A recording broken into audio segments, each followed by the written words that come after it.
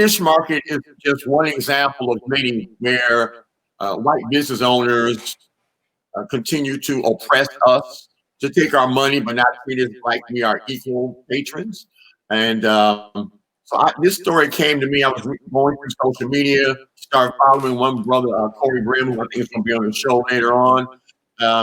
And I became very interested. I was getting calls about it. And so we just started making some inquiries, sending out tweets, talking to a few people.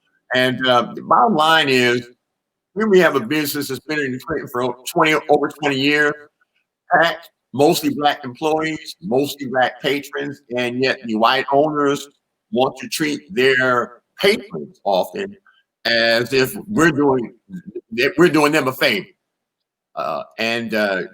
It's just enough is enough. I guess, Ecclesiastes 3:1 for everything there's a season. Right. This is a season, but my hope is that the laws, the policies, the legislation reflects what public sentiment seems to be right now, because often it's a flashpoint, and then a week later, go back to business as usual. My sense in this situation is that they're not going to allow that, and I really hope they won't. Okay, so I guess I probably should start with Daryl, because Mr. Daryl Rollins was the individual who we talk about in the article, who faced the oppressive, the racist remarks, etc., of the store owners. So Daryl, you just want to tell us, what that felt like and why you continue to move forward, or how you move forward after you experienced the situation with the store owner. It was a hurting feeling. It was kind of a shocker that it even happened to me. At the moment, I didn't know what to do. I did end up going inside of the establishment afterwards. I stayed for a short period of time, and then after that, I left. So I'm wondering, when that happened to you, my parents, I remember the days of segregation. You couldn't go into a restaurant. You had to go in the back door, separate water fountains and things like that. Do any of those kind of notions come back to your mind? This is 2020, and we think we shouldn't have to deal with this, and yet here it is right in your face again. Yes, it has came to my mind. Did never think in 2020 we still be going through the same racism that we are going through now. Mm-hmm. John Lewis just had a new documentary come out, and he always used to say you got to get into good trouble. So some trouble is good. Are you committed to staying involved in this situation, or speaking up or speaking out, or what are your plans before I move to Cory? Yes, I plan on being involved in this as far as it goes. I'm with everybody at 100%. I'm going to take this as far as I can take it. Mm-hmm. Sometimes we just have to we're in the right place or the wrong place sometimes at the right or wrong time. Remember Trayvon Martin's parents, all of a sudden they get involved in the whole civil rights movement. They didn't ask for their son to get killed, but that happened and they stepped up. So we appreciate you stepping up, and we want you to keep on keeping us abreast of what's going on. I want to move to Cory. I know this is Cory Brim. He's one of the social media gurus out there. I'm not an expert in that stuff, but I've been following you, brother, and we appreciate what you're doing. Tell us what made you go out there with the cameras, and you got a gift for gab. You've been getting people to talk to you about what's happening out there in Clinton. Well, first, thanks for having me, and thanks for Daryl for being a part of this.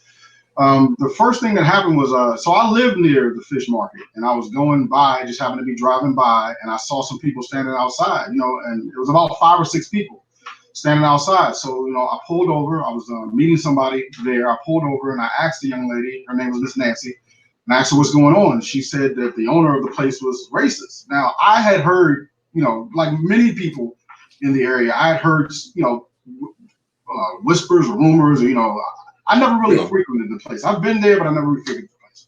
So I asked her, I said, listen, I'm gonna go live if you don't mind. I have sort of like a little tiny neighborhood following on social media. I said, I'm gonna go live, and a few people may see this. And she was like, hey, we want to get the word out. So like I always do, I normally make a live video every day, if not every other day. just sharing positivity, trying to encourage people to like, get out there, live your dream, follow your passions. And then when I went live, she sort of took it over, and then I started talking to people out there about the injustices and stuff. And then it sort of, one thing about these videos, I have other videos that have gotten a lot of views. You never know what video is going to strike people. You have no idea Exactly. resonate with people. And I think what people don't understand is like, this isn't, it's not about me. It's not about this. It's not about Daryl. It's not about this name. It's everything. It's everything that's been happening to us. And this may have just been the straw that broke the camel's back for us, because for years, what I've heard with that place is there's always been some sort of joke or cover up, or somebody had to make an excuse for what was going on. And it wasn't just that Daryl, that this happened to him. It's happened to multiple people. And so we were tired, and the video went crazy. And I went back out there the next day, and there were 100 people out there. Right. So, I understand that there's going to be, we're going to be sending out photographers and writers on tomorrow, from afternoon 1:30, a big rally, protest, vendors, etc. How's that coming along, and what are you hoping to see accomplished after that? I think it's really great. What happened is, so because that video sort of got some wide attention, we had another organization called People of Change come out, and they are the ones that sort of lifted this thing to a higher level, because they had the infrastructure, they have the political power, they have the network that can come in and organize this thing, and that's what I tell everybody. I'm just Daryl, he's one guy, I'm one guy, but when we come together, when we all come together, economically, socially, spiritually, mentally, financially, we start galvanizing what we have. I think it's going to be a beautiful thing tomorrow to see a lot of us. And the biggest thing is that it's peaceful. We're not destroying no property. We ain't getting in no fights. We're not blocking the entrance. We're not doing any of that. Nothing. I know I mentioned in the story, and when I was watching videos, it was interesting hearing the horns blow as people went by, and people giving their acknowledgments and their support. This seems to be a time in America where, as you say, as you and Daryl both say, African Americans, we've just had enough. Do you think that we're going to see real and lasting change? I want to ask that for you, Daryl, and then Cory. You think, is this the time? Is this the right time? Are we ready to make the demands and stay on the battlefield until those changes come? Yes, we are. We have to. So one of those things, maybe we got to vote no matter what, huh? Yes. Among you have to vote. Yes, you're definitely right about that. And Cory, what about you? What do you think? Is this the moment? Definitely. If anybody, I have a lot of people that watch me, follow me, and they'll tell you, like, this is my life. This is how I live my life. I'm always preaching about, fixing your credit, fixing your finances, getting your real estate, getting your friends together.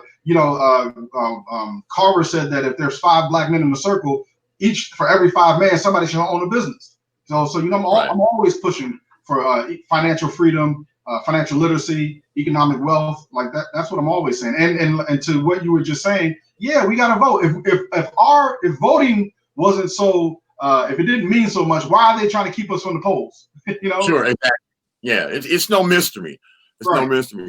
Well, I really want to thank both of you brothers for stepping up, as they say, stepping up to the plate and putting yourself out on the line. It's always a sacrifice, but we do what we have to do for the community. I'm going to turn this back over to my boss lady there, the publisher. But again, brothers, thank you. We'll be out there tomorrow and continue to keep me abreast, keep us abreast, and keep on updating the public accordingly. Kevin, before you all go, I just wanted to say I wanted to say thank you as well. But I'm taking an opportunity to pitch what's in our paper this week, and I'm wondering how you all are dealing with that as well. We were Jay-Z and Rock Nation asked Black newspapers across the country to provide them with a list of Black-owned businesses in their community, asking to support people in the community that read our newspapers to ask them to support these businesses. So I know one of our guys was out distributing the paper yesterday. We have this list in our publication. And so I want to use this opportunity before you go to make some plugs, because we've talked about the fish market a couple of times as a place not to go. Give me your list. Where should we go? Yeah, that's black owned. I was saying, also, I'm sorry, Mr. McNeir, you have places?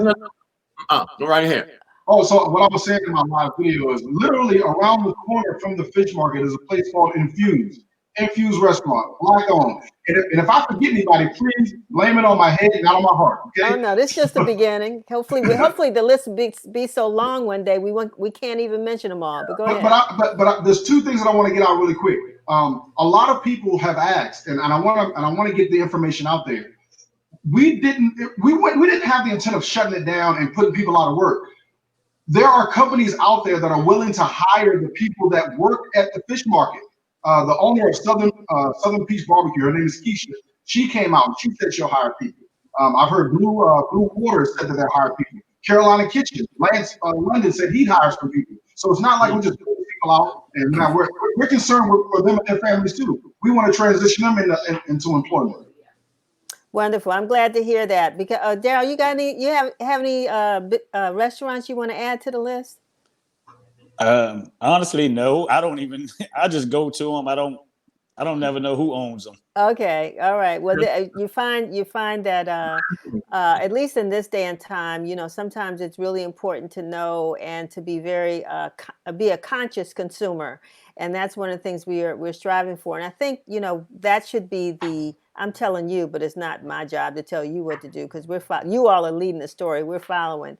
But we just hope that we can provide options and help to promote our own Black-owned businesses, because they're sitting there waiting for us to come in the door, and we're pouring into other places. So I just wanted to add that, my little 2 cents, before you all get ready for what you've got to do tomorrow, and just please be safe. Right. Yeah. Thank you. All right. Thank everybody for their support. Thank you.